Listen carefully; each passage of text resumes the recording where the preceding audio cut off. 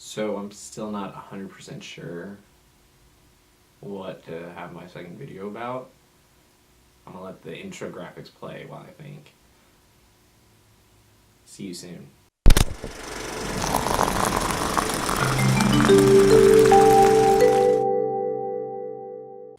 Oh my gosh, that was so little time.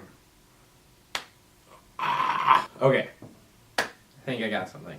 This vlog is going to be about what I consider to be the littlest known, but one of the brightest gems in all of Star Wars film or TV. And that is Star Wars The Clone Wars. Now, before I start, there's an important differentiation to make. There are two different Star Wars Clone Wars cartoons. The first is the one that I'll be talking about. It came out in 2003, made by the same guy who made Samurai Jack and I believe parts of Dexter's Laboratory. I'm gonna look up his name because it is Jindy Tartakovsky. Yeah, this show is awesome. It came out between episode 2 and episode 3 and was the original kind of gap bridger between the events of those two movies. There's 5 things I'm going to talk about as big pros for why this show is so awesome. So number 1, as things that I love about the show, is just the action. The action is amazing, and it serves great purpose because the best action scenes in my mind are always ones that give a lot of character to the people as you're watching them. They're not just flashy, different set pieces, but they really serve to not only tell story but also tell you about the character as they're doing these different things. There are different action set pieces involving Fisto, a really cool fight between a lot of the Jedi and General Grievous, an amazing sequence which is one of my all-time favorite action sequences. I'll say it, it's one of my all-time favorite action sequences, period. And that is this fight between Mace Windu and a droid army. And it is literally one man against an army, and it is...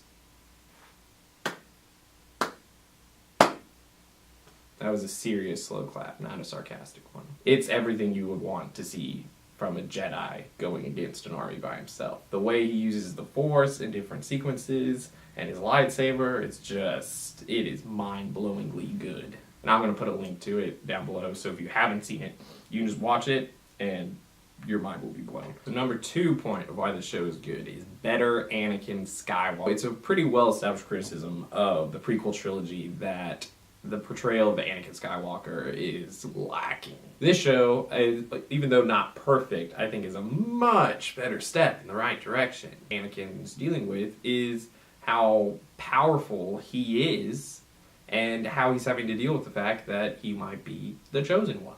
Get to see even some of the other Jedi comment on this. Maybe they are holding him back and that the battle is getting so strenuous and tight that if they have the chosen one, why aren't they using him? Because he's this powerhouse. So I feel like using story elements like that would be much more interesting for his character through the prequel of different Jedi and what they expect from him and stuff like that. And I feel like in this show you really see more proof of how capable and powerful Anakin's supposed to be. There's several scenes of him saving other Jedi during the Clone Wars, clearly showing that he's more powerful than they are. There's a whole sequence that he goes through on this alien planet where he's really kind of wrestling with the fact that maybe he's the chosen one and what that means and how it's a power that potentially could corrupt him. All that to say, much better portrayal of the Anakin that I would have wanted to see. Third great thing for the show, General Grievous is scary. There's a whole sequence towards the end of the first part where he goes up, I think, against 6 different Jedi by himself.